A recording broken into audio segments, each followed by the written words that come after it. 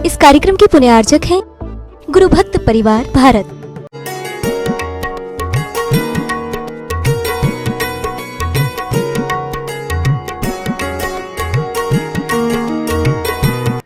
प्रधानमंत्री भी नौकर हैं, जो सैलरी लेते हैं वो सब नौकर हैं बंधुओं, और हम जैन तो सेठ हैं। एक छोटी सी दुकान भी अगर हमारे पास है, 10-20 हजार की भी दुकान है, तो हमें सेठ कहा जाता है। सेठ एक लाइफ बॉय देना, सेठ एक लक्स देना, एक पेस्ट देना, एक बुरुश देना, एक सिंथॉल पाउडर देना, एक फेयर एंड लवली देना, एक बीको टर्मरिक देना, और सेठ के अलावा कोई हमसे बात ही नहीं करता। और हम नौकर बनकर के, नौकर की नौकरानी, सेठ की सेठानी, डॉक्टर की डॉक्टरनी, वकील की वकीलन। बोलो तुम क्या चाहते हो, नौकरानी बनना चाहते हो या फिर, क्योंकि पति से ही पदवी मिलेगी, पति से ही पदवी मिलेगी। पति क्या करते हैं, नौकरानी की नौकर है या नौकरानी बनना चाहते हो, सेठ बनना चाहते हो, सेठानी बनना चाहते हो, क्या बनना चाहते हो, और क्या होगा, कितने दिन की जिंदगी। और उदाहरण दे दूं, जब दोनों पति पत्नी जॉब करते हैं, और आजकल 65% महिलाएं जॉब कर रही हैं। बहुत जल्दी जॉब मिलती है, पुरुषों को नहीं मिलती उतनी जल्दी जितनी लड़कियों को जॉब मिलती है। 25-30 साल की उम्र की लड़कियों को बहुत जल्दी जॉब मिलती है बंधुओं। सारे भारत में कहो या विदेशों के अंदर कहो, 65% लड़कियां जॉब में है और 35% युवाओं को जॉब मिलती है। उनकी योग्यता कम है, फिर भी लड़की को मिलेगी। आगरा में ही देख लें, बहुत सारी लड़कियां जॉब करती हैं, लड़के उतने बेचारे परेशान होते। और देखना अब कैसे घर फूटेगा, कैसा घर विघटन होगा। संडे का दिन है, ऑफिस की छुट्टी है, 4 लड़कियां तुम्हारे श्रीमान के ऑफिस की घूमने जा रही थी। उन्होंने कहा, अरे वो अपने वो ऑफिस में है ना, हाँ हाँ उसी का तो घर ही है, चल चलते हैं। टिंग, घंटी बजा दी। कौन है? उसने देखा, अरे तुम लोग, हाँ खोल रहे हो क्या दरवाजा? हाँ हाँ क्यों नहीं। और श्रीमान जी ने आकर के दरवाजा खोला, और वो ऊपर आ गई। फ्लैट है मान लो आपका, कुर्सियां सोफा सेट लगे हुए हैं। श्रीमती छुट्टी थी उनकी भी, वो विश्राम में थे। अरे उठो उठो उठो, क्या हुआ, ऐसे क्यों कह रहे हो, उठो उठो, आज संडे है, मालूम नहीं है क्या, ऑफिस नहीं जाना है? अरे उठो भैया, ऑफिस की 4 लड़कियां आई हैं हमारे ऑफिस की, तो क्या करें, हम आए हैं तो। अब उसका पारा चढ़ गया। लड़कियों का नाम सुनकर के लड़की लड़की से जलती है, नारी नारी का शोषण करती है, नारी नारी का विनाश करने के लिए पूरी तुली होती है। और वह श्रीमान बैठ गया, बातचीत करने लगा, चाय नाश्ता बनाओ भाई थोड़ा। अब ये बताओ, जब उनके ऑफिस की 4 गर्ल्स आएंगी तो वो तो बातचीत करेंगे, और हंस के भी बातचीत करना पड़ेगी, मजाक भी होगी। अब वो नाश्ता तो बना रही है, मगर उसका दिल और दिमाग वहीं बैठक में लगा हुआ है। और बीच बीच में आकर के, साइड में आकर के एक नजर देख लेती है कि क्या इशारे चल रहे हैं। और जैसे तैसे उसने नाश्ता आदि बना करके खिला पिला करके आधा घंटे में वो लोग चले गए। अब इसने मुंह फुलाया गुब्बारा सा। कौन थी वो? बड़ी हंस हंस के बातें कर रहे थे, हमसे तो आज तक कभी ऐसे तुमने बातें नहीं की। क्या हो गया, मैं क्या कर रहा था, क्या कर रहा था, बड़े भोले बन रहे हो। मैं भी समझती हूं, मैं सब जानती हूं। अभी गर्म क्यों हो रही हो? हाँ ये तरीका नहीं है। अब ये छोटा सा डाउट उसके दिमाग में घुस गया। और स्त्री के दिमाग में अगर एक कीड़ा घुस जाए, उस कीड़ा की सर्जरी कराने में बहुत समय लगता है, उसको निकालने में बहुत वर्षों लग सकते हैं। एक डाउट अगर पैदा हो जाए और अगर बाय द वे उसकी जन्म तारीख 22 है, उसकी जन्म तारीख 4 है, उसकी जन्म तारीख 13 है, उसकी जन्म तारीख 31 है, तो ये डाउट बहुत गहरा घुस सकता है। उसको निकालने में बरसों लग जाए, तुम गर्म तवे पे भी बैठ जाओ तो वो विश्वास नहीं कर सकती।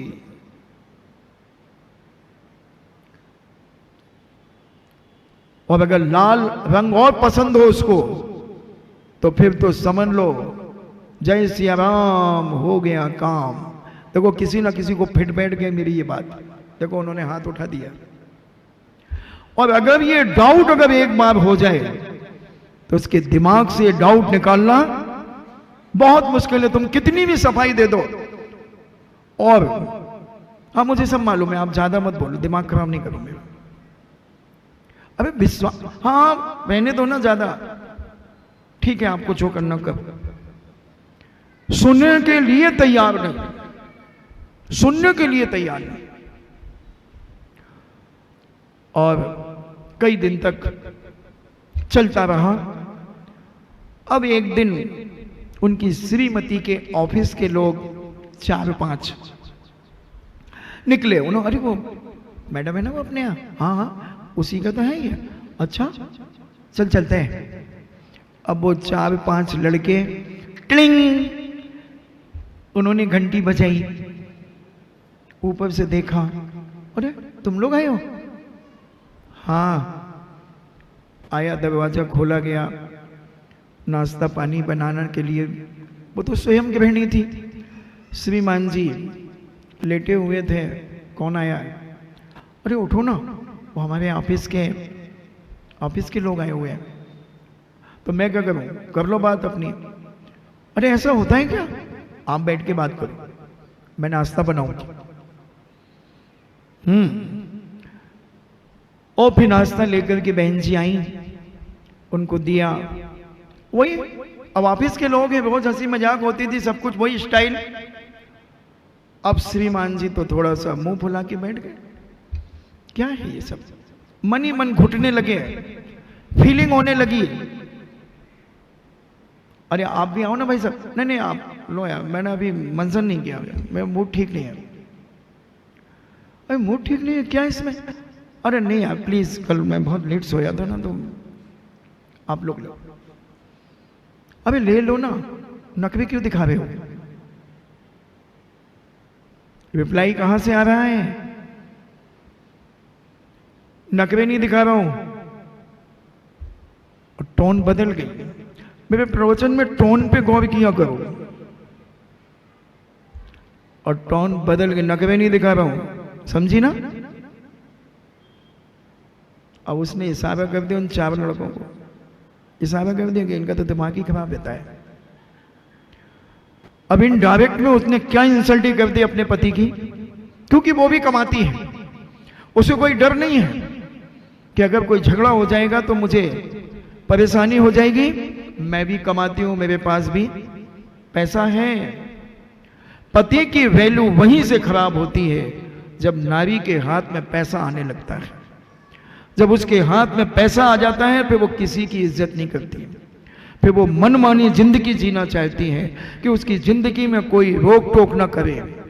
धर्म कर्म से भी उसे कोई मतलब नहीं होता, केवल भौतिक बात से ही मतलब होता है। घूमना फिरना, खाना पीना, ओढ़ना बिछाना और पहनना, इसमें ही उसका सब कुछ लग जाता है। अब आई बात गई।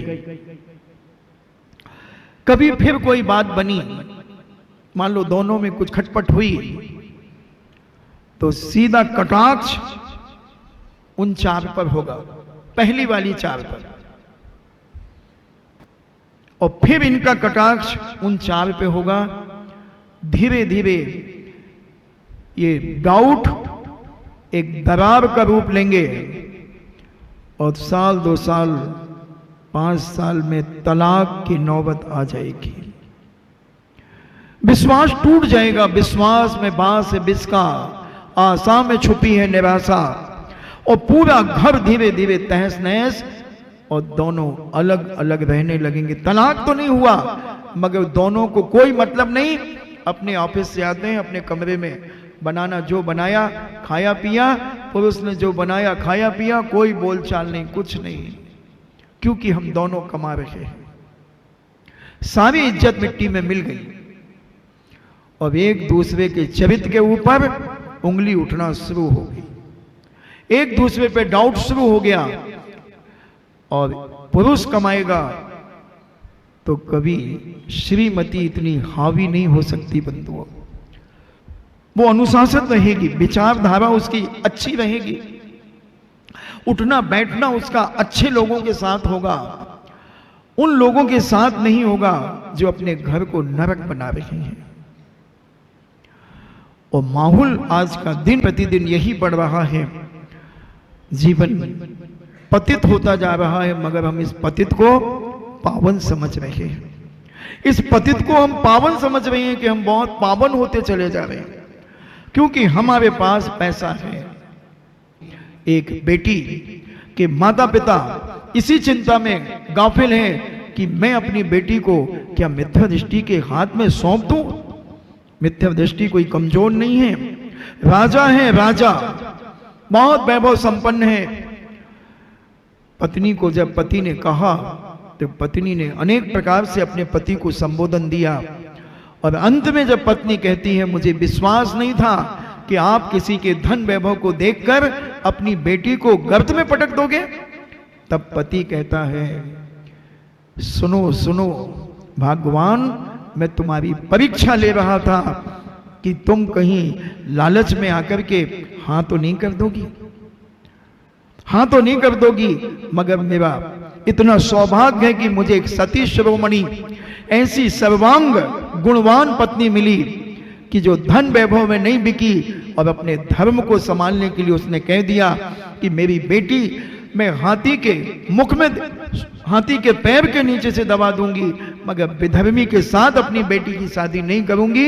ये संकल्प मेरी पत्नी का है। मैं आज अपने आप को धन्य मानता हूं कि मुझे इतनी सर्वांग गुण संपन्न धर्म पत्नी मिली। मेरी ये वाइफ नहीं है, मेरी ये मिसेस नहीं है, ये मेरी धर्म पत्नी है। हमने बताया था ना मिसेस कौन कहलाती है। मिसेस वो कहलाती हैं जो मिस्टर की बात को मिस कर देती हैं, उसका नाम मिसेस होता है।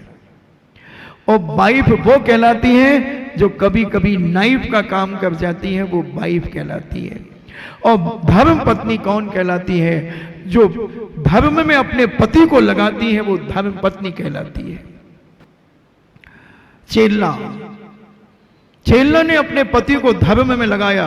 राजा सैनिक का प्रसंग भी छूटा था बीच में कुछ दिन पहले, और राजा सैनिक विधर्मी था। धोखे से चेल्ला की शादी उस विधर्मी के साथ हो गई, विधर्मी के साथ हो गई चेल्ला की शादी।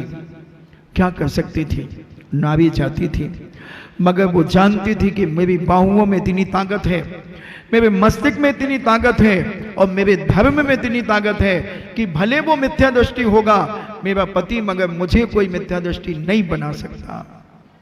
और जब चेल्ला ने इस प्रकार के हथकंडे अपनाए कि जूतियों के टुकड़े खिला दिए, ध्यान के स्थान पर आग लगा दी, तब पूरा वातावरण बिगड़ गया। और राजा सैनिक इतना ज्यादा उत्तेजित हो गया कि उसके अंदर एक कसाय जागृत हो गई। अब वो कहता है मैं भी बदला लिए बिना नहीं रहूंगा। और जब वह शिकार खेलने गया तो परम वीतरागी मुनिराज यशोधर नाम के मुनिराज ध्यान में बैठे थे। तब उसने 500 शिकारी कुत्ते मुनिराज के ऊपर छोड़ दिए, भयंकर खूंखार कुत्ते। मगर वीतरागी मुनिराज की परम मुद्रा को देखकर वो शिकारी कुत्ते शांत होकर के बैठ गए। वो कहता है अच्छा बहरूपिया कहीं का, तूने मंत्रों के द्वारा कीलित कर दिए मेरे कुत्तों को, अब देखता हूं। और जंगल में घूमता हुआ एक भयंकर अजगर जा रहा था, कोबरा। अब उसने तीर से उसे मारा, उसे मौत के घाट उतार दिया उस सर्प को। और वो बड़ा भारी वजनदार सर्प पूछ मुनिराज के गले में डाल दिया। मुनिराज तो ध्यान में बैठे थे। संकल्प कर लिया कि जब तक यह उपसर्ग दूर नहीं होगा तब तक मैं यहां से हिलूंगा भी नहीं।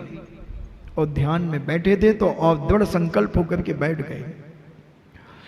और राजा बहुत आनंद और प्रसन्नता के साथ अपने राजमहल में आता है। 5-7 दिन के बाद राजा रात को बड़बड़ाता है, भाग गया होगा साला। चेल्ला कहती है, कौन भाग गया होगा, कौन भाग गया होगा? नींद में बड़बड़ा रहा था, क्योंकि हमारे यहां दर्शनावर्णी कर्म के 9 भेद होते हैं। चक्षु दर्शन, अचक्षु दर्शन, अवधि दर्शन और केवल दर्शन। निद्रा, निद्रा निद्रा, पचला, पचला पचला और स्थान वृद्धि, ये 5 प्रकार की निद्राएं होती हैं। निद्रा जो आदमी को सहज नींद आती है और आदमी सो जाता है और जरा सी आहट में उठ जाता है। जैसे किसी को जरा सी आकुलता हुई तो वो उठ करके चला जाता है, ये निद्रा। और निद्रा निद्रा नींद के ऊपर नींद आना, कोई अगर उठा करके बिठा दे तो बैठे बैठे ऐसे करना, ये निद्रा निद्रा कहलाती है। प्रचला सोना, लाभ बहना सोते समय, ऐसे इधर वाइट वाइट, सुबह सुबह जब कोई कोई उठता है तो यह वाइट वाइट इकट्ठा सा हो जाता है, उसकी लाला रस बहता है, वो प्रचला। और प्रचला प्रचला उसमें वो बड़बड़ाता है, इन्हें बोलता है, कुछ भी बोलता है, लार बहती है, दांत किटकिटाता है, पूरा शरीर ऐसे मुट्ठी बांध करके ऐसे करता है। तो कई बार अपन सोचते कोई ऊपरी बाधा तो नहीं हो गई इसे। महिलाएं तो बहुत जल्दी ऊपरी बाधा में आ जाती हैं। अभी एक महापौर आए थे ललितपुर के आज, तो उन्हें यही डाउट था कि मेरी पत्नी को ऊपरी बाधा है। पर्सनल मेरे पास आए थे, आधा क्लास के बाद उनसे वार्तालाप, क्लास के पहले वार्तालाप हुई थी। हमने उन्हें सब कुछ बता दिया कि क्या है और क्या नहीं है। तो ये बहुत जल्दी हम डाउट करते हैं कि ऊपरी बाधा कोई को हो तो आ जाना मेरे पास, सबकी फाइलें निपटा दूंगा, चिंता मत करना। और वह राजा ऐसे ही बड़बड़ा रहा था, पचला पचला निद्रा में किटकिटा रहा था दांत। चेल्ला ने उठाया, कौन भाग गया होगा, कौन भाग गया होगा? घड़ी कहती समय हो गया, अब भागने दो, अपन फिर कल देखेंगे।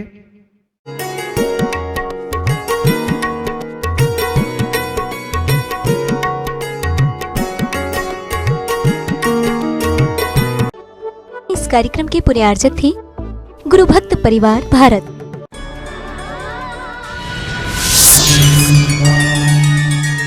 रमोकार मंत्र एक ऐसा महामंत्र जिसमें छिपा है 84 लाख मंत्रों का सार। कहते हैं यदि इस महामंत्र का कोई सामान्य श्रावक भी सच्चे मन से उच्चारण करता है तो उसके भव भव के संताप मिट जाते हैं। और जब इसी